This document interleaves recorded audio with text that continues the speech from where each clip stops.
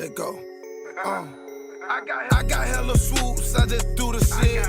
Hey, I got hella gas, you think I grew the shit? Niggas tweet by hoes, they on some goofy shit. Plug tryna throw them bows, I call them ludicrous. Sup? The final confession at the end of this video is genuinely horrifying. Viewer discretion is advised. But before we get into today's story, if you're a fan of these strange, dark, and mysterious delivered in story format, then you've come to the right channel because that's all we do, and we upload 3 or 4 times every week. You so sure? if that's of interest to you, please secretly teach the like button's parrot to screech obscenities every time the like button is on a work call. Jesus. Also, please subscribe to our channel and turn on all notifications so you don't miss any of our weekly uploads. All right, let's get into today's story.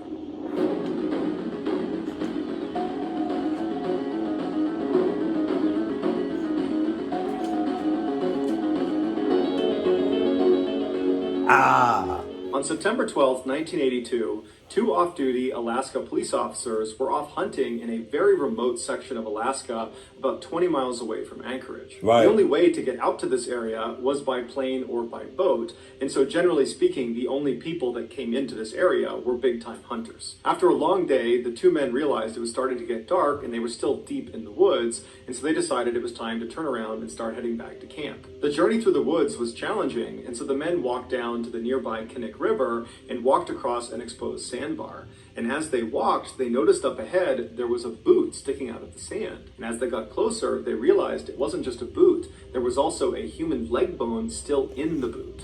That's none of your business. That's none of your business. That's none of your business. That's none of your business. That's none of your... I want to curse so much. Fucking relax. I spit everywhere. Sorry.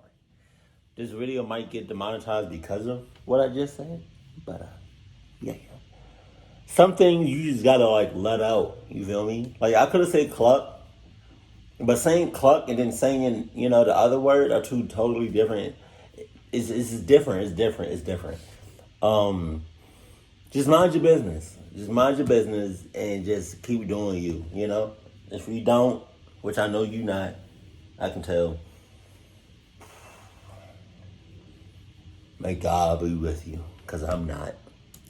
Officers, they knew the importance of not disturbing a potential crime scene, and so instead they marked on the map where they were, they left the area, and they reported the body to their department. The following day, crime scene technicians came out to that remote area, and they very carefully unearthed the remains, which still had women's clothing on them, and then afterwards they began searching for evidence in the area, and eventually they discovered a single shell casing that was a .223 caliber round, which is a common caliber for hunting rifles. The remains were sent back to the lab for an autopsy, and it was revealed this person was a female, and she had most likely died at least 6 months earlier. And she had almost certainly been the victim of a homicide because she had died from 3 gunshot wounds. Also during the autopsy, it was discovered that there were no bullet holes on any of her clothing, and so it appeared that she had been shot without her clothes on, and that her killer presumably redressed her. Also, they found a hospital bandage wrapped up in her clothing that appeared to have been wrapped around her head, leading some to speculate that she had been blindfolded before she was shot. A couple of weeks after the autopsy, dental records came back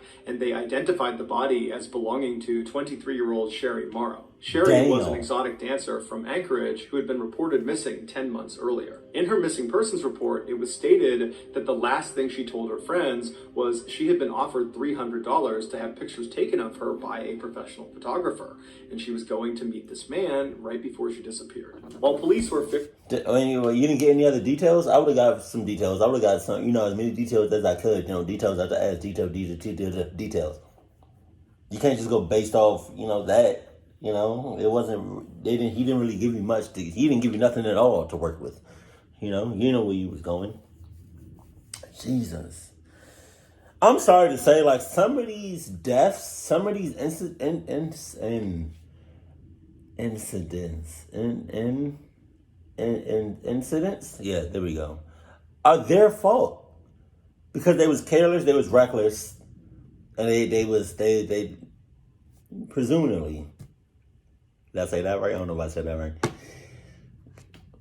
They was a clucky, how do you dead ass, I'm being dead ass right now, how do you go to a spot and meet up with somebody You don't know where you going. You don't know who this person is. Come on. Certain that Sherry's killer was this so-called photographer, they had no evidence that would allow them to search for this person. They had nothing. All they had was this shell casing that was commonly used amongst hunters. There's lots of hunters in Alaska. So the police reported the finding of Sherry's body to the media in hopes that when they put that out to the world, that someone from the public would reach out with more information. During the police's press conference, one of the reporters asked them, do you think Sherry's death is connected to the other unsolved deaths in that part of Alaska? What they were referencing was 2 years earlier, 2 other women's bodies had been discovered in that rough area where Sherry had been found. One of the women was so badly decomposed there was no way to identify her. However, it was revealed she was probably in her late teens or early 20s. The other woman was able to be identified. It was 24-year-old Joanne Messina, who was an exotic dancer from Anchorage. But there was virtually no evidence at either of the 2 women's grave sites, and so their deaths remained a mystery. Publicly, at this press conference, the police told reporters that they did not believe Sherry's death was connected to those 2 other women. But privately, some officers had their suspicions. Not only had these 3 women met similar fates in a similar area, but over the past couple of years, there had been a significant increase in missing people out of Anchorage, Alaska. And most of these missing people were young women that were either exotic dancers or prostitutes. This convinced many officers that they were dealing with a serial killer, but there just wasn't any evidence to actually prove it, so they couldn't come out and say it publicly. Over the following year, no new information came out about Sherry Morrow or the other 2 deceased women that had been found in that same area, and so all 3 of their cases just continued to languish. Meanwhile, more and more exotic dancers and prostitutes were going missing out of Anchorage, and no one knew why. Then, on June 13th, 1983, the police got a break. Early that morning, a man driving a truck turned onto a quiet Anchorage highway, and as he was making his way down the road, he saw up ahead on the side, there was this woman running towards him, screaming with her hands over her head, and she wasn't wearing pants or shoes. And so obviously he knew something was wrong, and so he pulled over, and as this woman is charging up towards him, he notices she has a handcuff on one of her wrists, and she appears to be a lot younger than he initially thought. She's probably in her late teens. And so she comes running up to his car, he unlocks the passenger side door, she flings herself inside without even asking for permission, she slams the door behind her, and then ducks down to keep her head out of the window, like she's trying to hide from something out there. Now this man looked out and he didn't see anyone or anything, but he wasn't going to wait around for whatever it was she was scared of, and so he just made a gut decision to take this girl away from here. And so he peeled off and drove down the road, and the girl, who was very shaken up, couldn't even tell this guy what was going on. She just asked him to please drop her off at a nearby motel, and the man didn't ask any questions. He drove her to the motel and he dropped her off. The girl ran inside and up to her room, and when she ran inside, the motel receptionist sees this girl running in. I mean, she doesn't have her pants on, she's got a handcuff on, she looks terrified, and so she called the police. A few minutes later, the police showed up. They went up to this girl's room, they knocked on the door. The girl opened it up, and she was obviously very scared, and she allowed the police inside, and she told them her name was Cindy Paulson, and she was 17 years old. The police recognized this girl is terrified, she's not a threat, and so they removed the one handcuff that was still on her, and then they asked her, what happened? And the police officers would say her story was just horrible. But what stood out to them was not how disturbing the story was, it was how composed and brave this girl was as she told it. This is her story. The night before, Cindy was working the streets of Anchorage. She was a prostitute, and a car pulled up, and inside was this wiry, bearded guy with glasses who seemed kind of slight and harmless, and he asked to buy her services. And because that's how they always, 99% of the time, that's how they always seem. That 1% is them not being so nice, not looking so nice, not coming all presentable, and just getting straight to the point. But 9 times out of 10, it's the nice ones. It's the charming ones. It's the ones that look like they're not gonna do nothing. Then they do unimaginable things. Viewing the threat, she agreed and hopped in his passenger seat, and as soon as she sat down, he reached over and put a handcuff on one wrist and then drew. Wait a minute. Why? Why did she sit down in the front seat though? Is that a prostitute thing? Is that what they do? Because if I was her, I would have just sat in the back. But hey, that's not me. That's her. On her and told her to be quiet. And then he drove her to this fairly nice neighborhood, pulled into a driveway, he got her out of the car and led her into this house, and he brought her along downstairs into the basement, where as soon as she got down there, there was a dim light, and she saw there was a chain swinging from the ceiling. And he strung her up onto that chain, and for hours he assaulted her. And then after he grew tired of doing that, he told her he was going to go take a nap, and when he came back, they were going to leave this house and go out to his cabin in the woods. At this point, she begged him to let her go, but he really didn't care. He just told her that if she made any noise or tried to escape at any point, he would have to kill her. And then he walked out of the room. And for the next several hours, Cindy remained chained to the ceiling with half of her clothes off, wondering what horrible thing was going to happen to her next. Eventually, her attacker came back in the room, and he untied her from her chain, and he walked her upstairs to his living room, where he very proudly showed her a number of hunting trophies he had, and he began telling her about how much he loved hunting and where he went hunting. And it was at this point that Cindy realized this guy has no intention of keeping her alive. He's shown her his face, his house, his car. He's told her about places he likes to go and things he likes to do. He's given her all this information about himself. She is a huge liability to him. And so it dawned on her that if she didn't find a way to escape, she was going to die. After the trophy tour, the man led Cindy back out to her car, he put her inside, and then he drove to a nearby small airport where he said his plane was. And so he pulled over to their hangar, he got her out of the car, and he put her inside of the plane. And as Cindy is sitting in the plane, she's watching this guy load gun after gun and bag after bag of what looks like military supplies into this plane. And so she knows that this is the moment. I have to escape right now, because as soon as this plane takes off, I'm done for. And so at some point when this guy went over to his car to get something and his back was turned to her, she jumped out of the cockpit of this plane, she fell to the ground, she got up and just began running out of the hangar. And she managed to get out of the hangar and began turning the corner and running towards this forest right as she hears this guy charging after her, screaming that he's going to catch her and kill her. And so the only thing about that is that's ballsy as shit. He got guns out the ass. He could have easily, I don't know why he didn't, but he could have easily, with ease. Keeps running for her life all the way into this forest, all the way to that highway, before she finally stopped and turned around and she saw the man had stopped following her. This is when she went onto the highway and she flagged down the guy in the truck who brought her to the motel. The police were shocked by her story. It sounded totally unbelievable, but she was so genuinely scared and so detailed that they believed her. And so they told her they would have to bring her to the hospital, and on their way to the hospital, she demanded they go back to that airport that she had been held at so she can try to identify the hangar she had been in, and hopefully the plane would still be in there. And so the police comply, they go into the airport, and Cindy points out the hangar she believes she was in, and when they get there, the plane she had been on was still there, but the man, her attacker, was not there. And so the police got out and they began taking down notes about the plane, its different tag numbers and what it looked like. And while they're standing there, the security guard from the airport came over because he saw the police cars, and he told the officers that the night before he had seen the owner of the plane they're looking at acting very suspiciously with something inside of his car. And so on a hunch, he had recorded that man's license plate number, and he gave that number to police. And so the police were able to use that license plate number and some of the numbers on the plane to figure out who owned both vehicles. And it was a local man named Robert Hansen who owned a very successful bakery downtown. After dropping Cindy off at the hospital, the police officers decided to pay a visit to Robert Hansen at his house. When they got there, Robert was actually pulling into his driveway right at the same time, and they saw his car matched the description that Cindy had given of his car.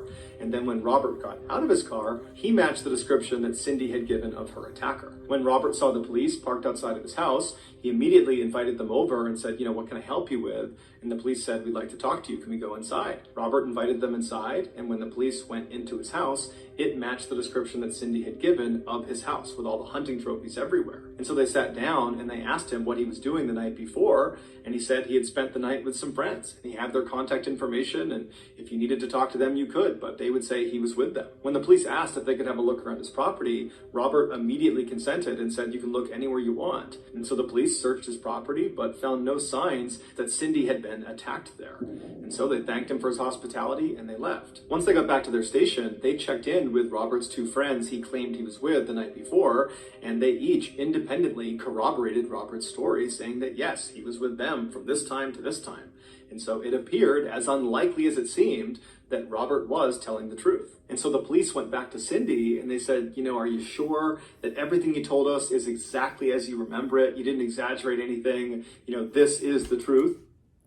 I hope justice happens. Because you got some people out there that do some clocked up shit and just never get caught. That's scary. So I hope he gets caught in this story. Oh my God. And I'm pretty sure he had everything planned out to the T. Jesus. And Cindy said, absolutely. And they said, okay, well, are you prepared to take a lie detector test to prove that you're telling the truth? And Cindy said, no. Now, it's unclear why she said no. Maybe it was a general distrust of the police.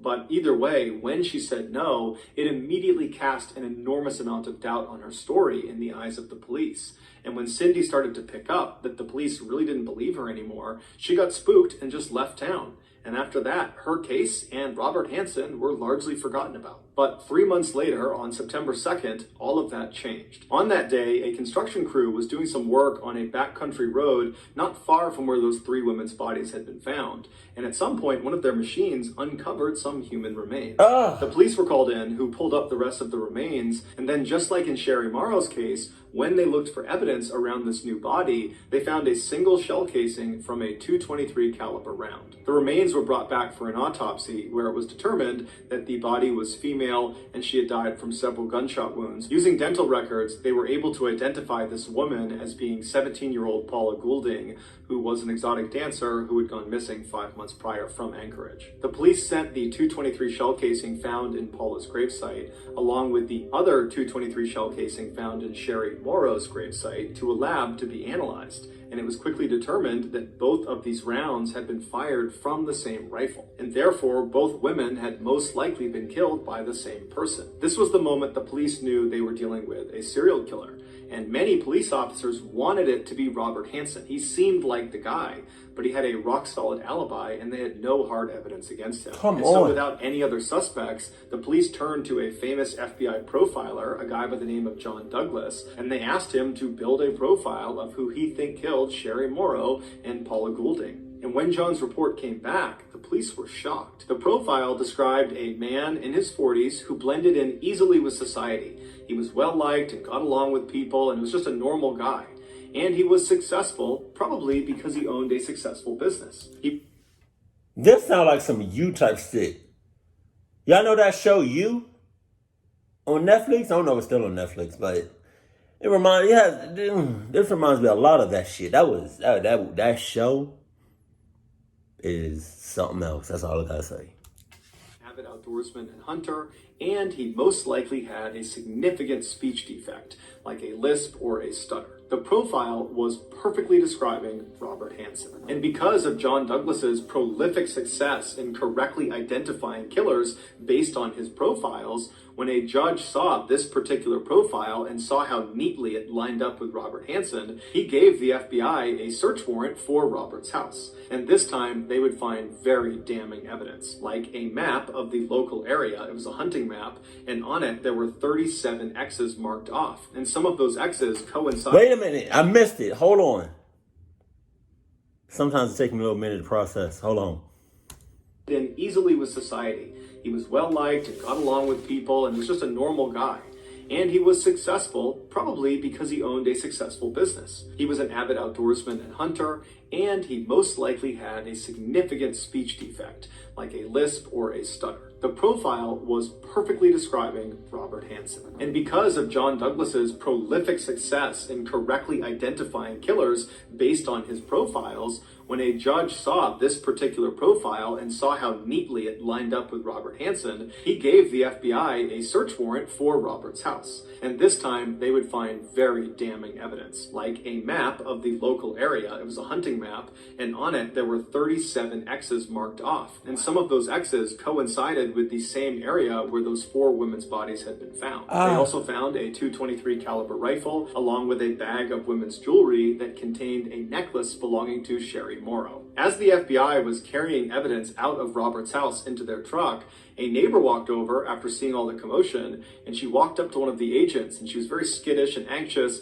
and she said, my husband, he's friends with Robert, and he recently pretended to be an alibi for Robert. He had no idea how much trouble he was in, and I certainly didn't know, but I want you guys to know that my husband was lying. He was not with Robert on the night that he said he was. This was the proverbial nail in the coffin for Robert Hansen, because now, without this alibi, he had nothing to hide behind.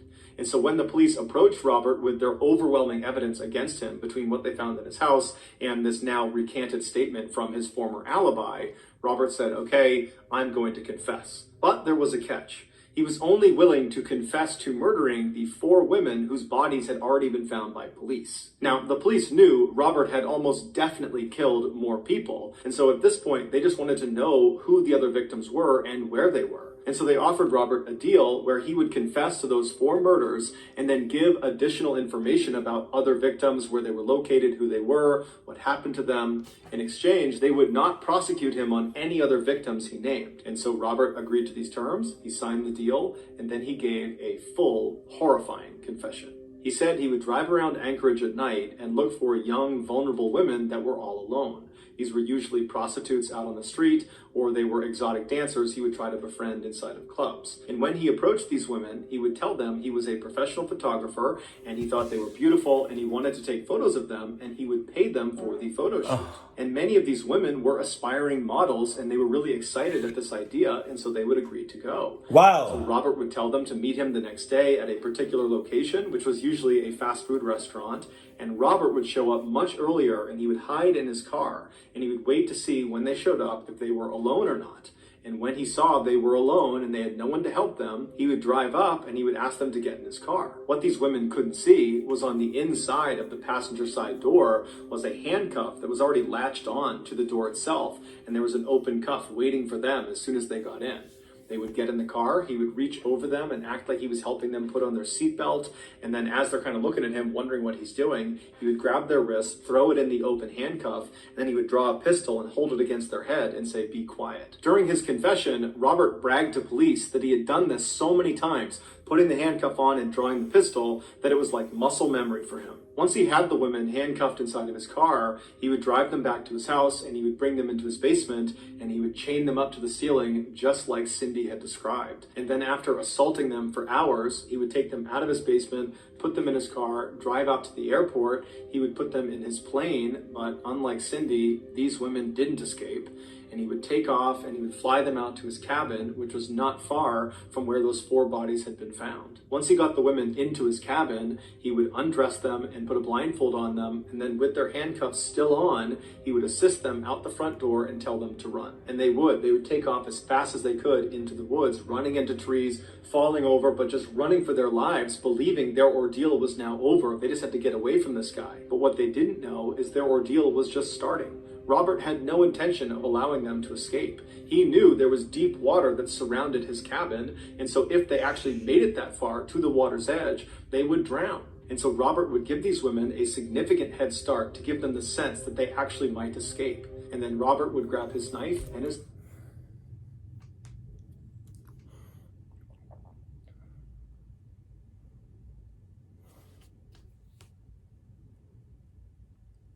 Damn.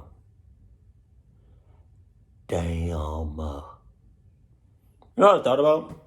Mr. Ballen and Mr. Nightmare should collab and make a video together. Oh, that would be clutch.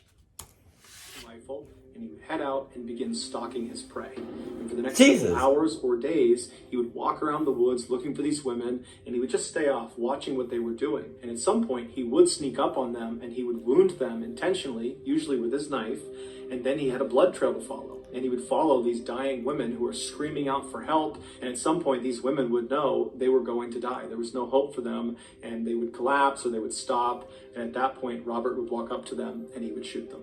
Afterwards, he would remove their handcuffs, he would redress them, and then he would bury them in a shallow grave. Before he was carted off to prison to serve a life sentence without the possibility of parole, he was brought out by authorities to help identify where other grave sites were in that hunting area. But he was only able to find 8 additional victims because he would go to different grave sites and the remains would not be there anymore, most likely because animals had ransacked the area, or he just simply forgot where it was, or he didn't want to share any more information with police. Robert never confirmed if all 37 of those X's on that map that was found are actual sites of victims that he buried. But investigators say that's exactly what they were, and in fact, many believe there are other maps with more X's on them. But the police could only confirm 17 victims. If there were more, we probably will never know, because in 2014, Robert died in prison and he took those secrets to the grave. So that's going to do it, guys. If you found the secret in today's episode, let us know in the comments what it is and where you found it. So give us the timestamp.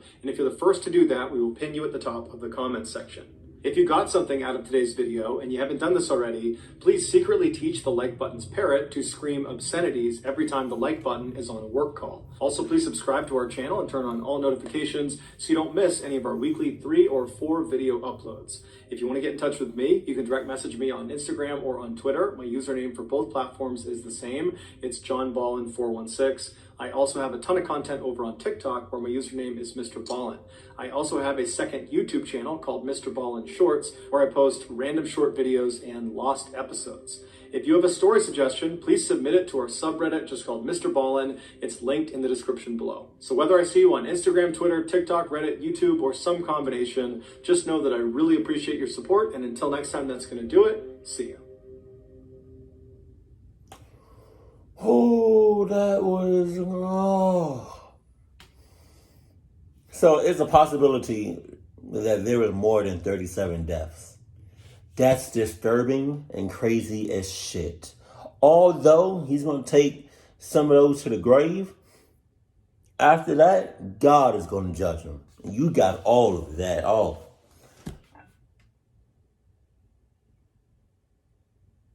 And you know what's crazy? You can't lie. You can't lie.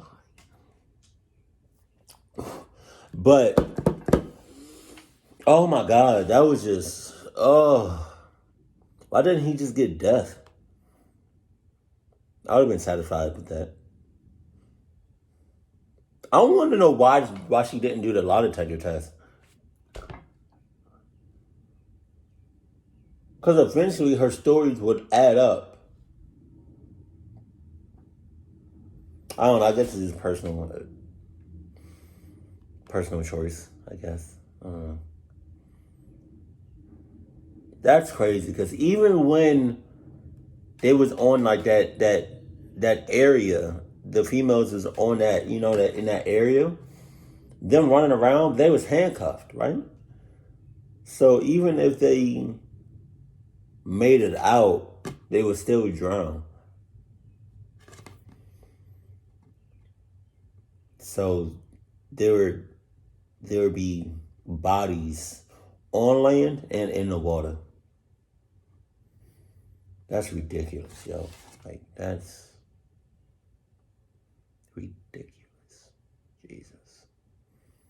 Hey, real quick, I just want to see something. I just want to see what this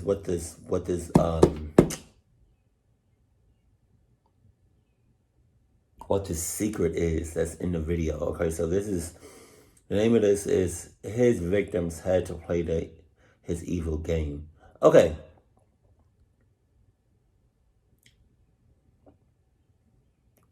Hold on.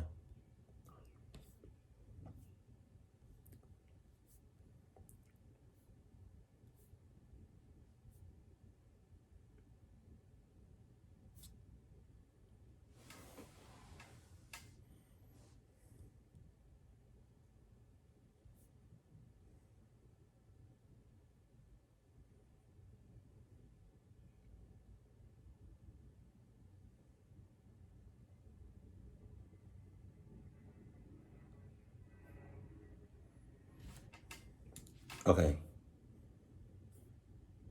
The secret is 1651. Let's see what that looks like. I just want to see what it looks like. Hold on.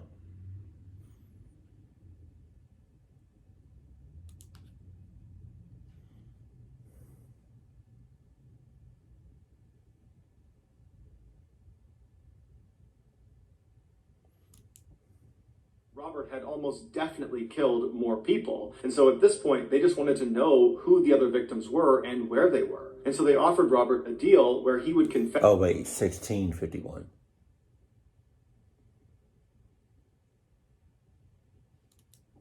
If they were alone or not.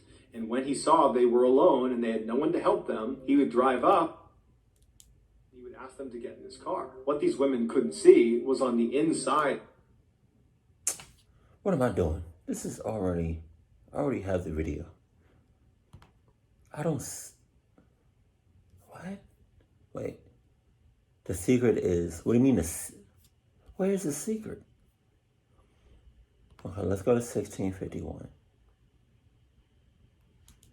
He would ask them to get in his car. What these women couldn't see was on.